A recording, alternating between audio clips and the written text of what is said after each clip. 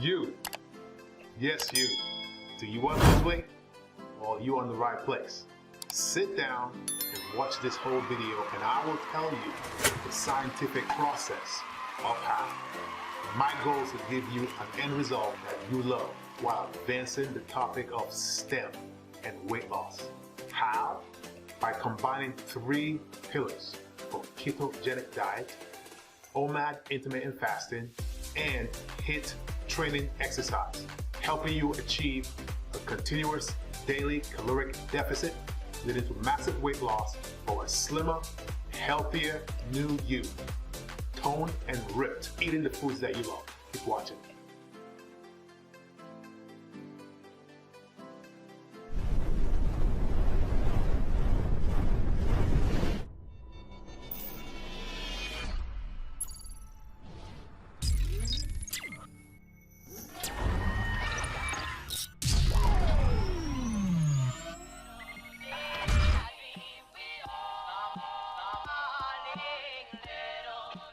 Hi, I'm Kenny Uzugara, wrapping up my Doctor of Education program in Science, Technology, Engineering, and Math, STEM, with American College of Education, with my STEM capstone under Dr. Scott Markovitz. I'm also a certified executive leadership coach. I'm certified in Myers-Briggs type indicator. I'm an MBA, and I'm also a CGFM. And I'm here to tell you about the science and to show you how to achieve rapid weight loss for a healthier lifestyle, moving the STEM field forward, and also in the area of weight loss. I'm going to equip you with knowledge that will empower you in your weight loss journey by understanding the terms on fats, energy, calories, and other variables in order for you to better understand how these 3 pillars work: the ketogenic diet, OMAD, and HIIT training, and the benefits of combining all 3 together for maximum weight loss. Now, growing up many years ago, my parents always told me, Kenny, knowledge is power. To be successful in anything that you do, you must be aware and knowledgeable on how it works. No matter what you do, the key is achieving a caloric deficit when it comes down to weight loss. You must expend more calories than you consume. Simple, it's just science. This method I'm going to share with you today is combining the ketogenic diet, OMAD, which is a form of intermittent fasting, HIIT training exercise to help you achieve maximum caloric deficit, maximum weight loss. I'm going to break this out into 2 pieces. The first is going to be part 1 on literature to help empower you with knowledge on what's really happening, the definitions, and what it means to achieve weight loss. And part 2 is the next step, which is break down into those 3 pillars: the ketogenic diet, HIIT training, and OMAD. OMAD stands for 1 meal a day. Let's start with literature. Okay, so part 1 for literature. Let's look into some literature concepts on weight loss, obesity, and fats. First, according to Johns Hopkins Medicine in 2022, when a person loses weight and maintains that weight at their recommended levels for their height, with the BMI, doing so has positive effects on their health in their life, as it lowers the levels of blood pressure, blood sugar, and cholesterol, giving them less strain on their bones, less strain on their joints, and less effort in the blood flow in their heart. Losing weight is essential for preventing obesity. Now get this, America's population in 2022 was 333 million people. 5% of those people are adults, roughly about 250 million people. To put this into perspective, 41.9% of all adults in the US are considered obese. That's about 1 in 3, 1 to 4 people. Wow. Just look at these stats between 2011 to 2021. And look at all the folks who are having rates of obesity per state above 30%. It just keeps rising dangerously high. Okay, so let's talk about obesity, the big O. Obesity is a sophisticated disease as it involves excessive amount of body fat. Obesity is generally diagnosed by calculating a person's body mass index. That's a BMI. And how you can do this is actually very simple. Just take your weight in pounds and multiply your weight by 703. That number, divide that number by your height in inches. And then do it again and divide it again by your height in inches. So divide it 2 times. and that's your BMI. Now, there's a scale that tells you your BMI to make it very simple. It goes based, as you can see, it goes based on your height and also your weight. Just so you know, that number that you find, if it's under 18.5, you're technically considered underweight. If it's between 18.5 and 24.9, you're considered normal weight. If it's 30 to 34, you're considered technically obese. Higher than 34, that 35 range to 39 and 40 and above, you're considered moderate risk to very high risk of obesity, which is actually very dangerous. Now, please remember that this doesn't apply for people who have abnormally large muscles, heavy, gigantic bodybuilders, or those what we call skinny fat. Now, obese people have a higher chance of developing severe major illnesses such as stroke, type 2 diabetes, asthma, sleep apnea, joint cancer, early death, mental illness such as clinical depression and anxiety, all because of stress of weight. Now, obesity is very dangerous, and it's been responsible for about 4.7 million deaths in the United States between 1975 to 2017. To understand obesity first, you must understand fats. You know, obesity is excessive fats. You must understand how fats, energy, and calorie work when it comes down to weight gain and weight loss. But before I go there, let's talk about some key concepts with macros, fats, energies. Now, you gotta know macronutrients. Macronutrients are just pretty much the major sources of energy. These are proteins, fats, carbohydrates. These are the main macros. So if you have macros, it's macronutrients. There's also fiber, alcohol, which you gotta know what it means with the macronutrients and the level of energy per macronutrient. For example, proteins has about 4 kilocalories per gram. So does carbohydrates, but fats, my goodness, fats have about 9 kilocalories per gram. I want to give a big shout out to fitfolk.com. I use them a lot. They have a lot of great content there. As you can see on this chart from fitfolk.com, with fats being very high, fiber and protein, carbohydrates being much lower. You also have the fat loss framework, which centers around energy, the key to fat loss. For macros, your activities, cardio, strength training, foods you eat, and the calories that you take in. Okay, let's talk about fats. The big topic, fats. Fats are generally fatty acids made up of 3 molecules linked together by a glycerol head called a triglyceride. Now, fats are a typical type of a lipid. Other lipids, you can see those as cholesterol, you see vitamin A, vitamin D, vitamin E, and vitamin K. Those are all lipids. And inside, the fat molecule pretty much has a glycerol head with 3 fatty acid tails made up of carbon, hydrogen, and oxygen. I call these hydrocarbon chains because it's also oxygen that helps to link them with the glycerol head. It's important to know that there are various types of fats, saturated fatty acids. And as you can see on this chart right here, fats are made up of carbon, hydrogen, and oxygen. And when all 3 of them, all those 3 tails are fully bound to hydrogen, you see single bonds. When you see single bonds between carbon and hydrogen on all sides, you call this the saturated fatty acids. Why? Because it has a straight shape, right? It is flat. If a fat molecule is made up of entirely carbon and hydrogen with single bonds, what you have here is a saturated fat due to its straight tail. It is more compact and it's solid at room temperature. For example, butter, room temperature, it is solid. These usually come from animals, but you can also see these in palm oil, coconut oil. Next is unsaturated fatty acids. You see hydrogens and you see carbon, and you see some carbons that have double bond. Those gaps that are missing those hydrogen. This allows the fat to bend because you have a gap where it could have a hydrogen present. The presence of a double bond creates bends in molecules, making them less compact. And this, guys, this is the reason why it is liquid at room temperature, because it's fluid and you can have passages easily to go through it to make it less compact. Fat is liquid at room temperature for unsaturated fatty acids. You see this, for example, in vegetable oil and cooking oil. Now remember that fat molecules have 3 tails. If only one tail is unsaturated, they call this a monounsaturated fat. If those 3 tails or multiple of them are unsaturated, you call this a polyunsaturated fat. The body uses all these. All these have functions. Fat actually protects the organs in the body because it provides that shield that cushions it when you have heart impact. Now the body is made up of cells. And fatty acids are vital for the synthesis of our cell membrane. The gaps in our cells, unsaturated fats provide for cell membrane fluidity, for signals going from our body to our brain. When we eat a lot of saturated fats, what happens? Remember, saturated fats are more solid at room temperature. These are more compact, meaning that it's more rigid, limiting membrane fluidity, which could cause problems. The body can synthesize its own fat, except for what we call omega-3 fatty acids. You probably heard this before. Omega-3 unsaturated fats, also omega-6 unsaturated fats, and polyunsaturated fats.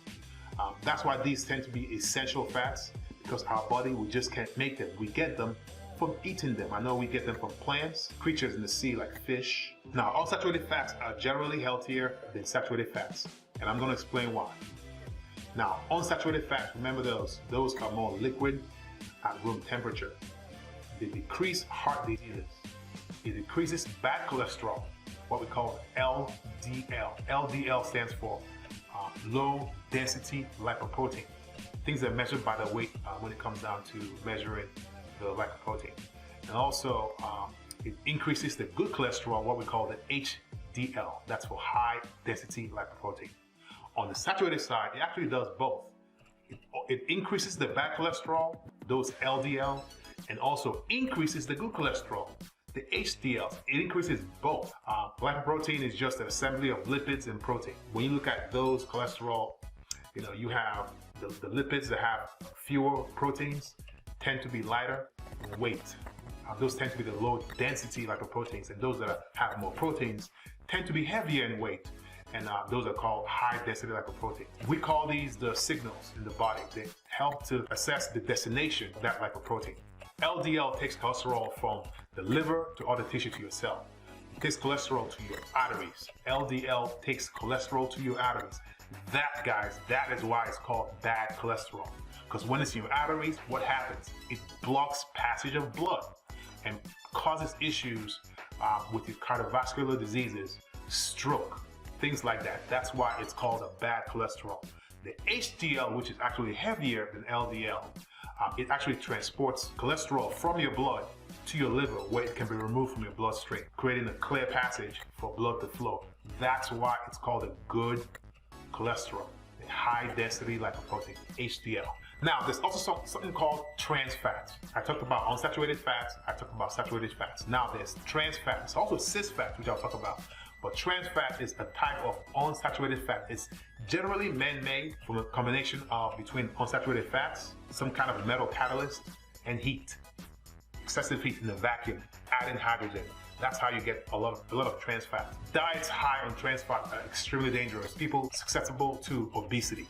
So how can you tell a trans fat? Let's look at the anatomy of the chemical bonds that make up a trans fat. The cis fat has 2 carbons with the hydrogen on the same side. Because it can bend, it's more fluid, which means it's liquid at room temperature. Trans fat hydrogen atoms are attached on the carbons on opposite and actually mimics what you see in a saturated fat. It's more compact and more rigid. The reason why this is dangerous is because it rarely occurs in nature, and the body doesn't have the enzyme to easily break it down. You find these in partially hydrogenated products like margarine. Now remember, unsaturated fats are liquid and saturated fats are solid at room temperature. Liquid oil spoils faster. By adding hydrogen to the carbon chain for those liquids, it makes it harder and more rigid. Some companies really like converting unsaturated fats from plants to trans fat by adding hydrogen. Why? Because it's cheaper, much cheaper than saturated fats, animal fats. Making it trans fat prolongs the shelf life of baked goods. It tastes amazing, those donuts. Now in the US, Food and Drug Administration banned the use of trans fats in 2018 on all US made foods, but countries worldwide still use this process. So let's go more into fats. The body is a genius in survival. Fats are essential to survival. The body pretty much prefers to break down sugar, glucose for energy, because it's quicker and it's easier to release into the body. And then it stores fats for a rainy day. Fat is actually stored inside fat cells. And within the fat reservoir, you can see from the chart over here that we don't really lose fat cells as adults. You're actually having fat cells that either expand or contract. The number of fat cells in an adult's body stays constant, either in obese people or in lean people. You gain the most of your fat cells, especially during childhood while you're growing, and adolescence. That's why it's very critical that we prevent childhood and adolescent obesity, as it leads to the possibility of that person, that individual, having higher risk of being obese when they're adults. When we say fat loss, it is not the fat cells themselves that are subtracted, but the volume of the fat within those fat reservoirs. Fat cells either shrink or expand with the stored fat in it. So when you burn fat, where does it go? First, remember that fat is made up of carbon, hydrogen, and oxygen. Again, that's carbon, hydrogen, and oxygen. And it turns out that when you burn fat, you will actually exhale the molecules that carbon dioxide. Carbon dioxide is CO2. Carbon di for 2, oxygen. And also water, H2O. That's where the oxygen comes out from. Water, you get this from sweat, you get this from urine, tears, any kind of liquid deposits from your body. Fat just doesn't disappear when you burn. There's a chemist named Antoine Lavoisier, the father of modern day chemistry, who developed the law of conservation of mass back in 1789. And what it says here is that mass is neither created or destroyed in a chemical reaction. It can only be rearranged in its form. I'll say it again. Mass is not destroyed in a chemical reaction. It's either rearranged and changed in its form. That means that mass of any one element at the beginning of the reaction has to equal the mass of the next element at the end of the reaction. The amount of fat in your body, CO2 and H2O, shift into a different form when it leaves your body. Okay, let's talk about energy. Energy is the ability to do work, which is the ability to exert a force causing displacement of another object. It makes things move. A joule of energy is defined as the energy expended by 1 ampere to 1 volt, moving in 1 second. On Earth, we get our energy from the sun. Energy flows into the biological world.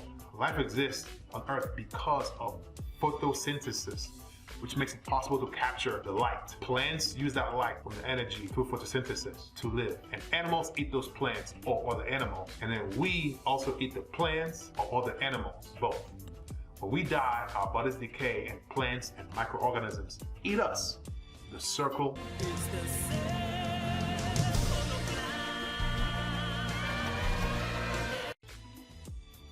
Message.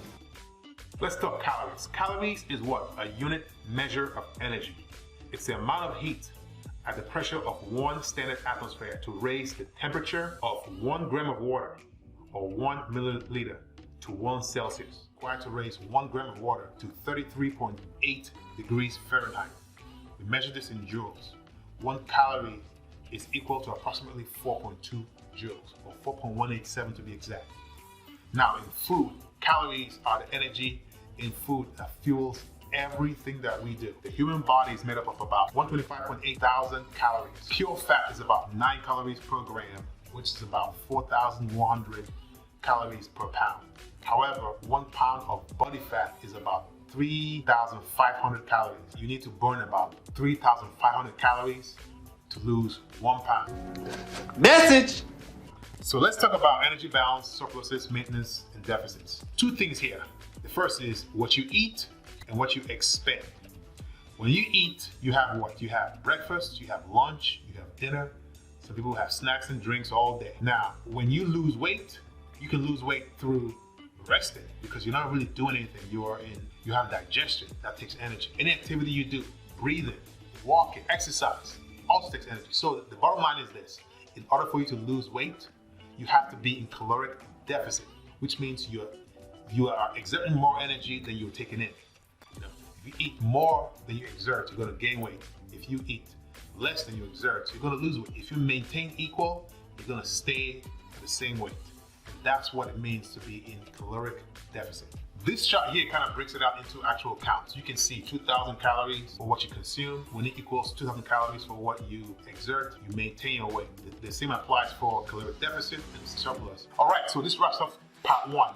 Now you know about the concepts behind calorie, energy in the body, and how that works. Next, we'll talk about ketogenic diet, the actual application of what you just learned. The keto diet, OMAD, which is a pattern of intermittent fasting, and of course, exercise with HIIT training. HIIT training means high intensity interval training. Achieve massive weight loss with what you just saw.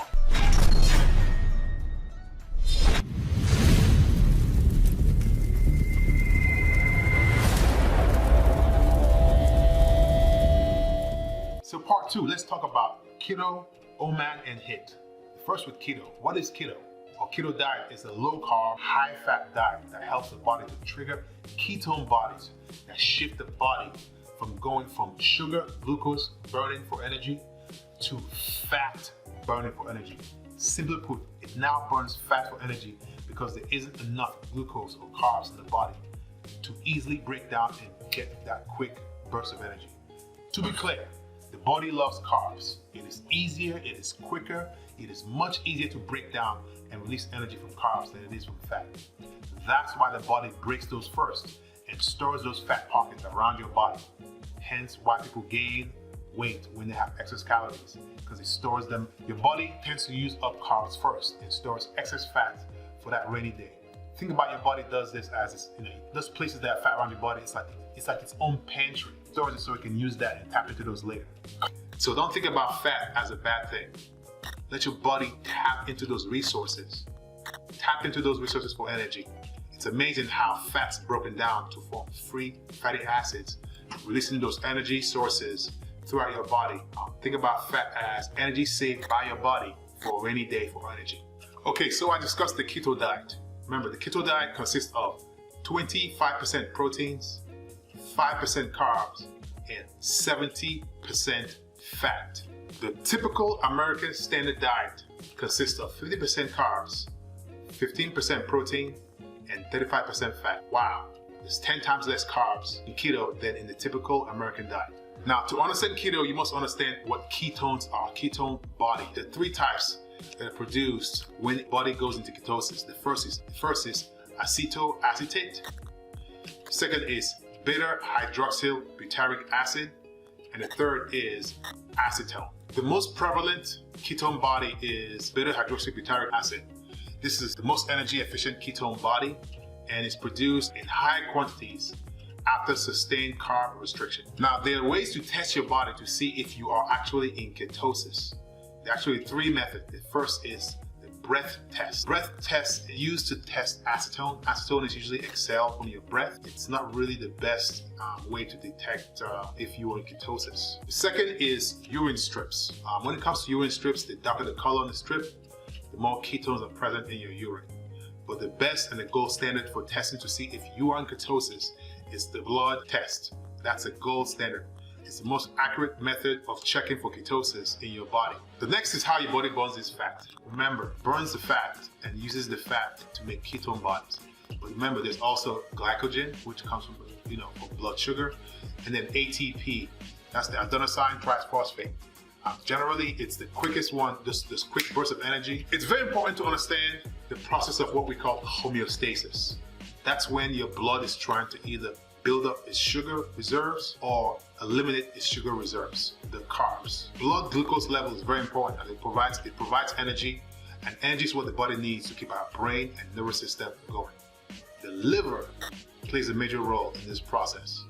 It plays a role in making new glucose by releasing it in order to make glucose levels rise again to normal levels.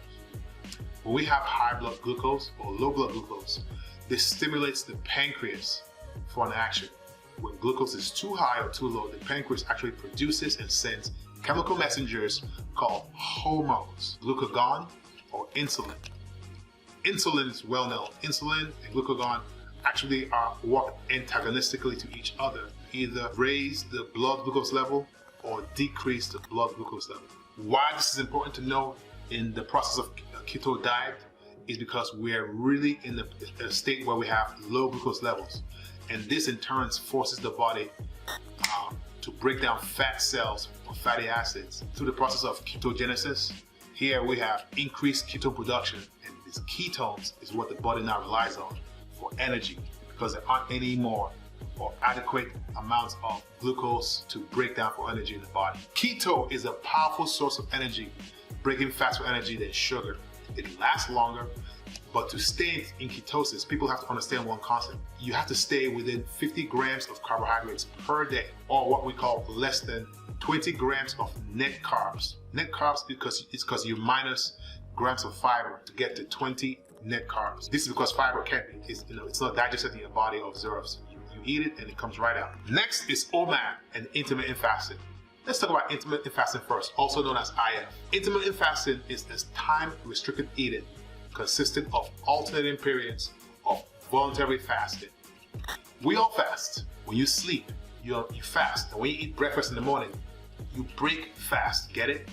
Break breakfast. You break fast. Message! The longer the timeline between fasting periods, the more energy is used and the more energy is consumed, leading to a caloric deficit. Intermittent fasting drastically decreases your low glucose levels for energy in your body and can lead to turn your body into metabolized fatty acids, increasing your ketone levels, which are used for energy. One thing about keto diet is that it's not really a diet, it's just a change in your eating habits. Ensure that you eat your nutrients. Make sure that you eat your vitamins. Make sure that you pick a time that works best for you within your daily schedule. There are many types of intermittent fasting. There's eat, stop, eat. There's 5-2. There's alternate day fasting. You fast one day, eat the next day, fast the next day, you eat the next day. The most common is the 16-8 method, which means that you actually have an 8-hour window to eat your meals. After that 8-hour window, you have 16 hours where you don't eat at all. And that 16 hours consists of your sleeping time as well. It works really well. It's one of the easiest ways for people to get into the intermittent fasting. And of course, the one I'm talking about today is OMAD. OMAD is very simple. All it is just one meal a day. Or you can call this 23-1, which means you have a 1-hour window to eat and you have 23 hours where you don't eat. But you can drink coffee or green tea. These are 0 calorie, except for coffee has to have no cream or sugar. It just has to be 0 calorie, drinking coffee by itself. So in short, OMAD is OMAD, 1 meal a day, OMAD. It's a type of intermittent fasting, as you just saw, where a person restricts all their eating to that 1-hour window in a 24-hour period. One of the most simple intermittent fasting method there is, because you consume all the calories you need in just one single setting in that 1-hour period, once every 24 hours. The body adapts, surprisingly adapts well to eating in this time frame, and it helps you lose that hunger cravings that you get because you think you're missing a meal. Because the stomach can only take in so much calories in one setting, it works. However, when combined with keto, it promotes a deeper level of ketosis, catapulting your weight loss drastically, burning the fat within the fat cells to make that fasting last even longer. Easier to start using your own body's own fat for fuel and energy in that period. The longer it is, the more it can tap into your body's resources before it resets. Message! And last but not least, HIIT training. HIIT is actually high intensity interval training. It's an increasingly popular form of aerobic exercise, which includes bouts of high intensity interspread with periods of rest. For example, you run, you rest. You run, you rest. But you run as fast as you can to tap into boosting that energy for that exercise. HIIT helps the body to enjoy benefits of steady cardio as well as weightlifting. Why? Because of muscle confusion. Your body burns 3 times faster than steady cardio and building muscles at the same time. People have to know this, that weightlifting alone doesn't maximize you burning fat. Cardio alone does not maximize you building muscles, like running marathon. Achieving maximum results in minimum time is the essence of HIIT training. You have intervals of high intense bursts in exercise training, and you have 100% effort when you do these, as well as rest in that period as well, to keep the heart rate up, revving and pumping up. For example, in a 15-minute window, run as fast as you can. Run as fast as you can for 30 seconds, and then rest for 30 to 60 seconds. And repeat this over and over and over again for about 10 to 15 minutes. I mean, look at this picture. Look at the marathoner, look at the sprinter. Both of them do a lot of cardio because they run. The marathoner runs long distance over a long amount of time. The sprinter runs really short distances as fast as they can. But look at their bodies. They're both slim, they're both in shape. One has a muscular build than the other person. Look at their thighs, look at their legs. They both run. Except one wants a short burst over a short amount of time as fast as they can with someone who runs longer. Doing sprints using high intensity interval training, your heart rate reaches about 80 to 90% of your maximum. And the heart rate can only be sustained for a short time. But for a marathoner, actually lower because you run slower. Heart rate is typically between 60 to 70% of your maximum. Muscle tissues are metabolically more active than fat tissues. Muscle tissues help you burn more calories than fat tissues because it requires more energy to maintain, whereas fat is not. Now, the reason why HIIT works so well is because of what we call EPOC, also known as the excess post-exercise oxygen consumption. Excess post-exercise oxygen consumption, the afterburn effect. With regular cardio, the reason why there's a shorter gap for EPOC is because you burn energy at a lower pace with your heart rate lower. With HIIT training, that burning of excess energy due to the high intensity workout leads you to have what we call muscle confusion. And because of that, you continue burning even after the workout for up to 24 hours. And that's why you build that muscle. That's why you get that endurance. And you have that after effect with even a stronger impact than you have for a long distance runner. We learned about keto, OMAD, and HIIT. This is about why we combine keto, OMAD, and HIIT. We combine keto, OMAD, and HIIT because it does one thing. It maximizes your ability to be in a caloric deficit. You can get it alone. You can get it just by doing OMAD alone. You can get it just by doing HIIT alone. But when you combine all three, it is almost, I won't say impossible, but it's pretty close to impossible not to be in caloric deficit if you stay within. Combining keto, OMAD, and HIIT provides advanced benefits by maximizing your ability to achieve a caloric deficit. Knowledge. Them alone and still achieve caloric deficit. Now, how does this apply to STEM? Remember, with science, we learned today about the chemical makeup of fat cells. You know how the body uses energy from ATP, glycogen, or fat, how it's broken down, how it uses that to form energy. With OMAD, you know about intermittent fasting. You know the patterns of eating and how that impacts the amount of calories you can take in, leading you to achieve caloric deficit. With technology and engineering, you learn about devices engineered with advanced technology to measure ketone levels to confirm that you are in ketosis, which is essential. With math, with STEM, you learn about the basics of caloric intake. Pretty much calories in and calories out. If you have a deficit, how many calories you lost, or how many calories you gained. Remember, it takes about 3,500 calories to lose 1 pound. If you consume more calories than your body burns, either through exercise or your basal metabolic rate while you're sleeping, you aren't going to lose weight. There are many programs to talk about how you can lose weight. I'm not here to bash, credit any one of them. All I'm saying is all based on science. There isn't any magic pill, any magic way to just lose weight. Just know that in science, you have a hypothesis, you investigate it, you test it out, and you have findings. My findings show that this works, and that's just the bottom line. So tips on staying healthy and helping you to achieve maximum weight loss is this: just do it. For most people, the biggest block in weight loss is yourself. Making excuses or having excuses that hold you. So how do you build a brick wall? One brick at a time. With keto, OMAD, and HIIT combined together, the goal is to help you achieve massive and continuous caloric deficit from the food you take in, from the exercise you do, and the patterns you eat.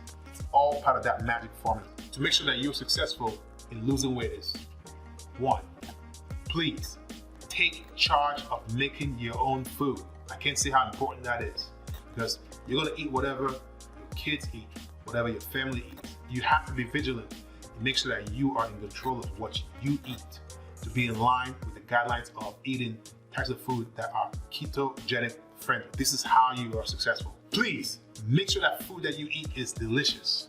I can't stress that enough. If you don't eat food that tastes good, it's not gonna work. Add spices. If you like spice, add spices. Seek foods that meet the goal of keto, but also excite your taste buds. Food does not have to be boring. OMAD doesn't mean that you can't drink water all day. It doesn't mean that you can't have things like green tea or black coffee with no cream or sugar. For most people, you can start off with 16-8, which is just eating within that. You can eat 3 meals in that 8-hour window, and within 16 hours, have nothing. That 16 hours includes your sleeping time. Do what your body can handle. Remember, OMAD and IF, which is intermittent fasting, includes your sleeping time. If you have any medical problems, consult your physician. Make sure that they know about your goals and you can get advice to ensure that this, whatever you choose to do, works for your body and your health. Set goals that are realistic. People always procrastinate. Make sure that you set those goals and you keep to it. Be consistent in physical activity. No matter what you do, right? When you combine your eating and your physical activity together, you're always going to have some kind of good results as long as you maintain a level of caloric deficit. And have a post-diet plan. Make sure that whatever you do when you get to your target weight works for you. Keto is a lifestyle change. I mean, it's things I use. If you go out to Google Play, you can download this app. It's called Zero. That's Zero. It's one of the best apps out there for smartphones and tablets that gives you personalized fasting tracking and expert guidance on fasting. Again, it is free. That's why I love it, because it's not only free, it's a fantastic product. As well as Nike Training Club, or called NTC. If you go down to Google Play, you can just download Nike Training Club. It says NTC app. It's another favorite app of mine. It offers 100 free workout and support to you. You don't need any equipment to do those exercises. It is free. So talk is cheap. So I put myself to the test, and I will show you how I use this formula to lose weight. And today, Happy New Year. It's January 1st, 2023. Let's see how much I weigh today. First of all, let's see how much I weigh right now.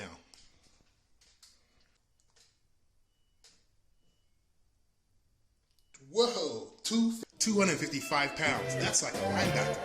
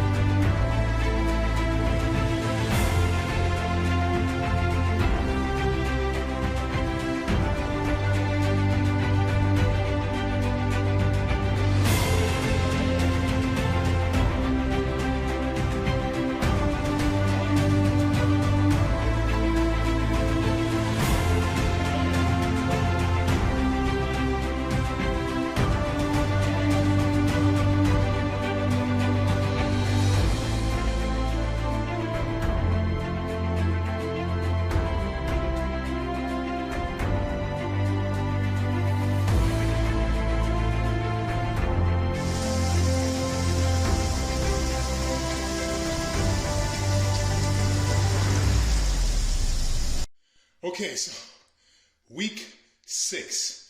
Today's the day, the moment of truth. Let's see if this keto, OMAD, and HIIT training actually pays off. Okay? All right, I just finished my HIIT training. Okay.